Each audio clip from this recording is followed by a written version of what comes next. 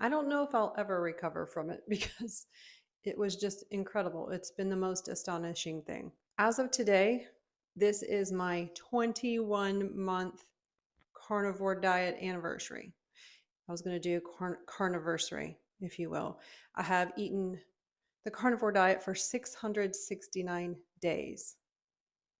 Incredible. When I started, I was 47 years old. It was January 16th, 2023. I reaction to something I was eating, which was mostly plants, high carb, low fat, like always, eating 4 to 6 times a day, always hungry. I was trying to get healthy. Of course, it was January. My family had gone home, and I had middle age, lifestyle, chronic illness. I had brain fog.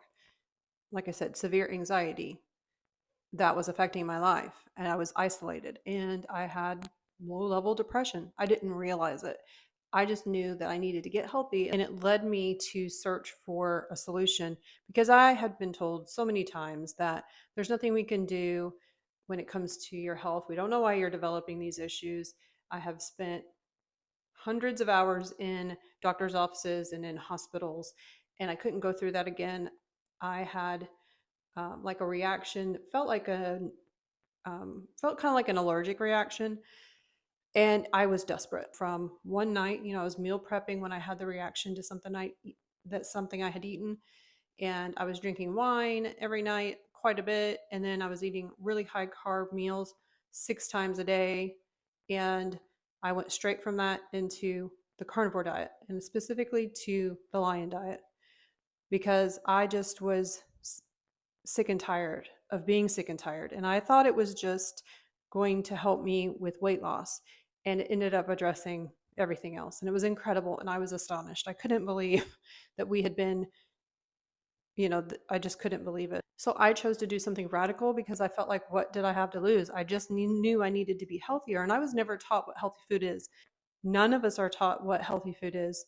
None of us are encouraged to try different things, dietary interventions, nutritional interventions. That's not really, that's not a lot of, you're just taught that you have to depend on medication. That's what I'd always been told living with chronic illness, and you have to have a pill. January is a pretty good time to start because, it's after the holidays, and I went straight from very addictive eating behaviors to managing those behaviors. I had to face a lot of this, the emotional eating part. And I did that slowly and at times painfully throughout that first 9 months. But I remember how much of a hold that the food had on me. There was a big pan of brownies. I could not stop eating them. I could not stop eating them. And the more I ate, the more it fed the craving. Nothing helped me. So I eat this way because I have extensive damage, honestly. And that sounds melodramatic, but it's not. I've had a lot of chronic illness, and it's all rooted in something that makes me, that's genetic. It's both genetic and environmental. I eat mostly beef, butter, bacon, eggs, salt, and coffee. I do eat quality salt, which is my favorite is Redmond's real salt. I salt everything liberally, just to my taste. I put salt in my coffee. I put butter in my coffee. I do drink coffee. I don't have a problem with it. I haven't eaten any fiber, fruits, or veggies since I started carnivore. I have gone off plan 3 or 4 times in the last almost 2 years, and one was at my son's wedding. I didn't go for the sugar though. Shockingly, I went for a few of the carbs, and I had some mixed drinks. I went off again. I think it was around August when I went out to dinner and I drank too much. I thought I would be okay to moderate alcohol, and I certainly was not. So I have a video about that. And it was rough. I would not do that again, and so I haven't. Then when I was 9 months in, I finally hit my goal weight, like a healthy weight, and I had maintained that weight loss for another whole year. My husband and I went on a wedding anniversary trip, and we went to Disney. And while I was there, I started out carnivore, and then I thought, I'm just gonna eat what I want. Dale and I talked about it because I was apprehensive about that. Like, are all of my disordered eating patterns and habits going to come back? And because I could feel it, I could feel the sugar, the craving coming back, the thoughts surrounding it. I could feel it coming back. And I also felt that mindless just eat, that trigger in there that is something is saying, I was just mindlessly eating it. It didn't even taste good. It wasn't worth it.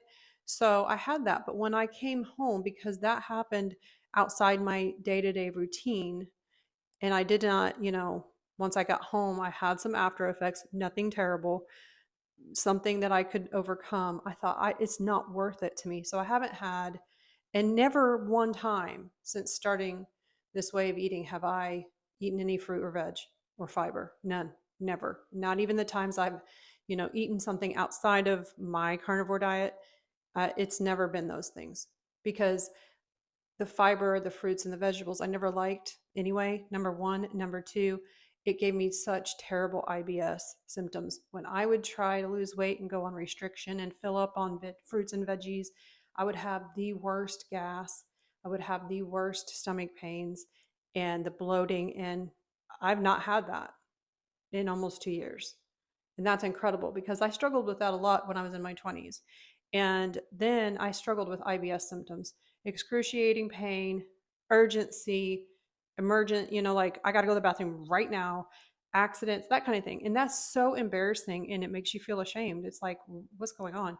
Then when I was older and I had gained a lot of weight and, I'm just older, everyone I know that's in their 40s struggles with going to the bathroom, but in like a constipation, bloating, constipation, and not going enough. And all of that has improved 100%. I understood from pretty much the beginning of my journey that I have to be an abstainer. I have an addictive type personality.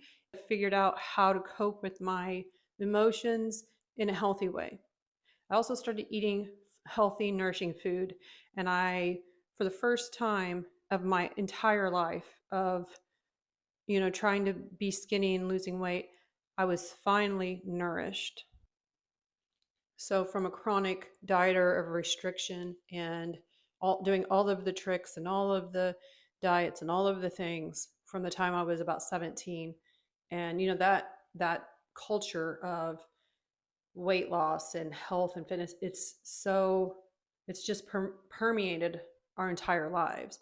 And it's what I taught my kids. It's what I was taught. It's just ingrained. For the first time, I was eating food and nourishing my body, and I wasn't hungry all the time, and I wasn't obsessed with food all the time. That's something else that was remarkable. Like, I could eat and be full. I even had to work up to be able to eat a lot after 35 years of restriction. And now I know what healthy food is. It was an incredible discovery because that happened pretty quick around 3 months. The struggle and the cravings had reduced so much, and awful mood swings and that kind of thing had started to improve. And I wasn't obsessed and having the food noise all the time, obsessed about, like, while I was eating in the past, while I was eating, I was thinking about, the next meal. There's all this mental energy that I put into my addiction, which was food, that it has lifted. And it's been so incredible. I have time for other things and I have so much more energy. And I want to do things that are interesting, and I don't have to be, captive, an actual, captive to my hunger anymore and to all of those emotions behind it. Around month 4, I went and had lab work done, and all of my metabolic health markers were in optimal range. So I reversed prediabetes. I had been pre-diabetic for at least 4 years that I know of. When I had uveitis, which is inflammation in the eye, it was horrible. When I had that, they did, I'm not even exaggerating, probably 20 blood tests. And at month 4, I went and looked at those old records, and I looked and I saw that I had prediabetes. One of the things that causes uveitis, inflammation in the eye, is diabetes. The specialist saw my lab work. I was definitely pre-diabetic. It wasn't like I was borderline, and they didn't even tell me. So I found out for myself. These are the experts. I was seeing a specialist, and I was seeing that specialist every other day, and we were actively looking for what the root cause diagnoses wise, what was causing it. And they didn't even tell me. I found it out. So when I had my lab work done in May of 2023, I had reversed prediabetes. That's incredible. I keep saying it because it is. So many people, especially older people in my age group or my parents' age group, don't even understand, don't believe that diabetes can be reversed because of that insidious message that you can't change it, that this is just what your health is now. It's so upsetting because you can reverse it in a matter of 90 days. Some people have, you can look online and find these people that have reversed type 2 diabetes. They have reversed it. And their doctors tell them that they can't do it, that it can't be done. After 9 months, I had lost 35 pounds. That was October of last year. It's been 1 year since that. And I have maintained, at this point, I have lost another 15 pounds. So I'm the lowest weight I can ever remember being. And we did a thing at work. It was like a Biggest Loser. Who could lose the most percentage amount of weight in a month. And the prize was $50 cash. And this was 2005, and we were poor. So that was a lot of money. And I wanted that cash prize. I got this idea that I'd gotten like the body frame diet, and I bought this booklet with some pamphlets. I don't even know what it was, but I got it off eBay. And it said, if you have an apple-shaped body or if you're a pear-shaped, then eat this food. Ground turkey with seasoning. You can have 6 of those a day. And I would, meal prep them, and white rice. And that's what I ate for a month. And I did lose the most amount of weight percentage wise. And I earned that $50. That's what my thought was. That was my mentality. I was 140 pounds. And that's where I am today. And now I do not restrict. I eat what I want, and I have figured it out, and I have learned what nourishes me, what I need, and I have become an expert on it. And it's a liberating, empowering feeling. I can be the example for other people. So I did start a YouTube channel last year around, specifically talking to people about, oh my gosh, you're never going to believe this. Everything we've been told is the opposite. I mean, really everything. Every day I learn something and I'm like, well, that's not what we were told. I had always been told, well, we don't know why this is happening to you. We don't know what's the cause of it. Here's more and more prescriptions. And this is the treatment, and it's surgery, and it's this, and we just don't know why. You're just unlucky. And that is so wrong, and it's so defeating. And when I started gaining a lot of weight, when my lifestyle changed because I'd been laid off and I was a stay-at-home mom, and I got more depressed and I got more anxious and withdrawn and isolated myself, and I felt ashamed. I gained like 40 pounds in just a matter of months. Like, oh, well, you're just over 40 and this is just what it is now. Here's your prescription. Here's a prescription. I lived that way for 10 years, and I had no idea that it could be different because everybody around me is experiencing the same thing. I started improving and feeling better, and the brain fog started to lift, and I wasn't as depressed, and like I started to have some energy, and I wanted to talk, like a YouTube channel. It took a long time to regain that, and I realized I was just a shell of my former self. I haven't felt like this since I was really young, like in my early 20s. And, I never wanted to get out of bed. I wanted to sleep all the time. I didn't want to go out anywhere. I didn't want people to look at me. I thought everybody was looking at me. and I was, thinking that everybody was staring at me all the time, and nobody's nobody is doing that. And I gained the confidence and to share about what I do, what helped me, and how I did it, because other people have shared. And that's how I learned. I learned from a bunch of people on YouTube. Like, how am I going to do this for days? Oh, well, I'm going to watch this video. And I became an expert on what works best for me and what I can change and what other people are doing. And maybe that'll work for me, maybe that won't. But I don't have to wait. I don't have to make an appointment and wait for a doctor. And, I'm not dependent on any of them. I became an expert on me, and you can do that too. I hope that you'll join me and watch some of these videos, because I came out the other side, and you can too. You can learn about this and try it. The best way to learn is just to try it. And you can do that. Stop snoring. Dale said I stopped snoring. My sleep improved considerably. I used to have terrible anxiety, especially at night, but it all around my anxiety has improved considerably. It's better. I want to get up out of bed. My circadian rhythm, I fall asleep, I sleep through the night, I wake up, and I'm ready to go. I'm much less irritable. I don't get hangry. I can control my emotions. I'm not as passive aggressive. I'm in a better mood overall. I don't have to take naps every single day in the afternoon. My hormones are regulated, and I'm 49 now. So I'm in perimenopause. I was taking 2 allergy pills, one in the morning and a different one at night, an over-the-counter acid reducer, because I actually had a former healthcare practitioner, tell me that, oh, well, that, waking up in the night, like having to clear my throat, it was probably silent reflux because, I was really overweight and inflamed. And she was like, well, that's just normal now because you're over 40 and you're just probably having a panic attack. So I'll just write you a prescription that won't make you groggy the next day.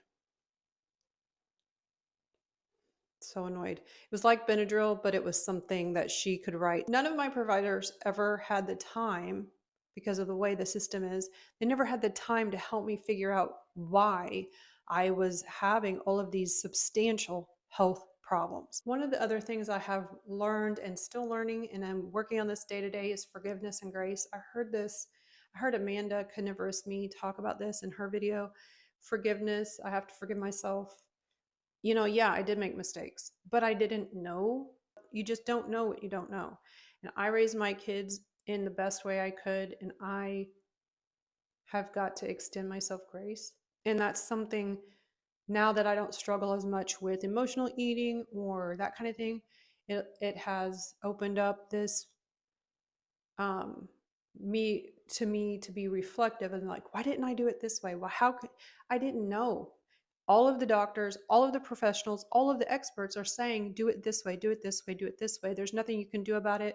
This is your life. This is how you feed your kids. You can't deprive them. You'll give them disordered patterns, and you have to let them have whatever they want. It's extremely difficult to go against the grain and go the other way when you have no idea if you're, running right into the lion's den. So I work really hard every day and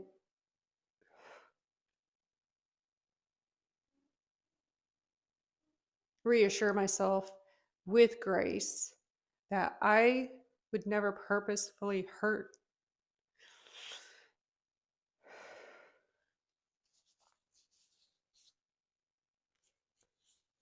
I would never do something to hurt my children. And now that I know better, I do better. And I like to talk. I want other people to know you can heal, and you can try different things.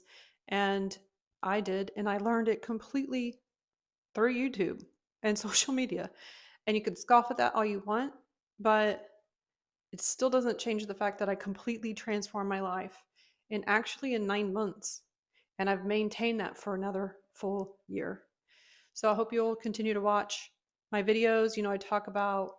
I've been doing more work with what I eat in a day, and you can watch videos about, some of my extensive health background and some other videos. You can see them right here. All right, thanks for watching. Bye.